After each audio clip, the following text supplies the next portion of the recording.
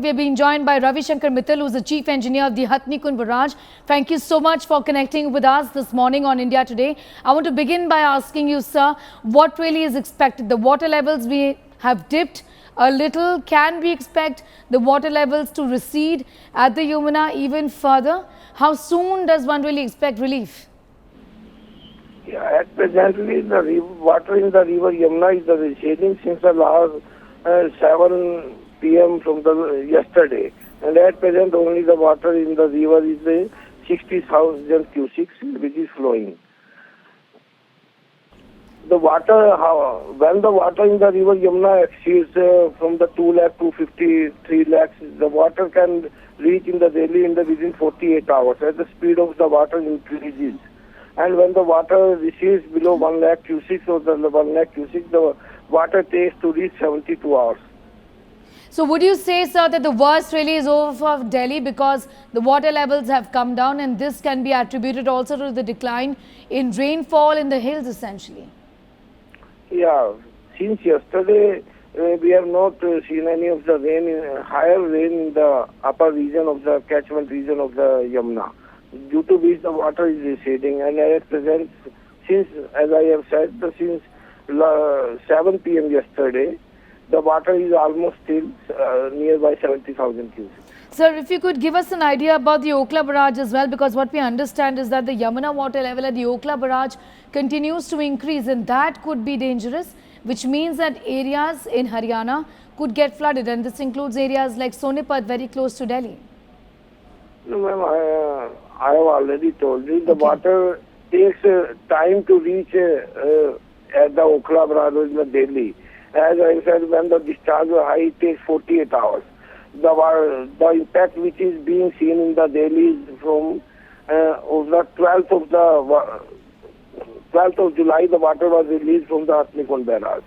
And from today, it will start receding as on 30th, on yesterday, and from 12th night, the water starts receding, and which will we see the impact in the Delhi and the Okhla Barrage. Okay, so what I want to ask you this finally is, sir, that when do we expect the water levels to go down to a normal level completely? And how soon can the water on the streets of Delhi really recede, and how soon can we see life just start to limp back to normalcy in that sense? It can take by late night today or in the tomorrow up to the mid of the tomorrow. It could be there. Mid of tomorrow, the water levels at Yamuna will go down to normal levels, is what you're saying? Yeah. Okay. All right, I'm going to thank you, Mr. Mittal, for joining us. So you heard, in fact, from the Chief Engineer of the Hathnikund Barrage there.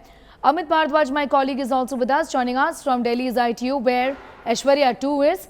Amit, an idea about the current situation at ITO. In fact, Aishwarya was getting us those pictures of people still using that road. Now, precautionary measures have been put in place, at least for the time being, and also instructions from the administration that try not using these areas which have been affected, because there is a risk of electrocution, there is a risk of drowning, but people have to use these roads, isn't it?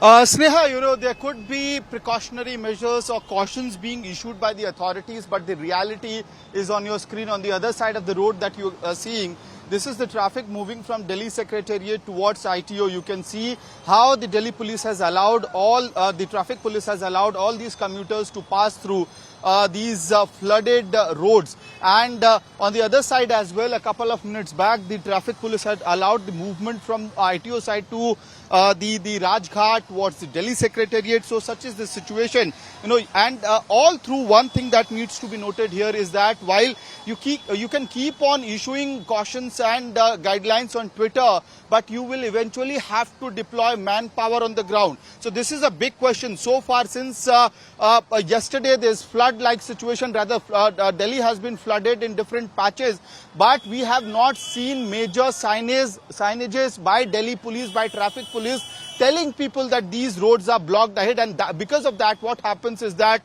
people reach to a point where there is either the Yamuna river flowing in full force, full aggression, or water logging situation like this one at ITO. So it is, there's a big question on the authorities as well right now. While the entire focus is on the relief camp, there is no signage at all at different point in places, different streets, lanes, that there is water logging ahead. This is a big question. Why the authorities have not been able to do this so far? Yesterday could have been an excuse that you were not prepared, you did not had an idea as to entire patch from Yamuna Bazar to Kashmiri Gate to Rajghat to ITO will have flood-like situation. But today there is no excuse, because in the night itself we knew for a matter of fact that if water keeps on coming in the way it is, and which was actually, there was no confusion about it, that water level will either remain the same, or there could be a slight reduction in the water level in the national capital as far as Yamuna floods are concerned.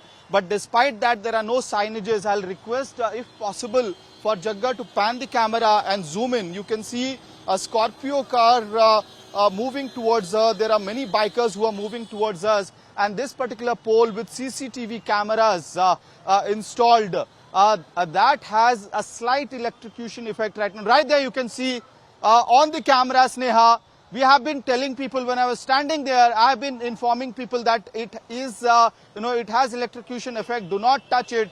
And you can see how the traffic police is allowing people to actually move through it. And this is a risk to life of the commuters, risk to people of Delhi who have stepped out of their homes to go to the offices. And there's another question as well as to why many of the private offices which could have operated in the work from home manner, I mean, there's no change in that particular, there's no instruction from them as well, forcing people to step out of their homes and go towards the offices. But you can see there are problems on part of the authorities, and specifically Delhi Traffic Police not giving out signages. There are no signages at the Chhatghat ITO. There are no signages at ITO, at Mandi House, at other places from where you could actually end up coming here, where people are left with no.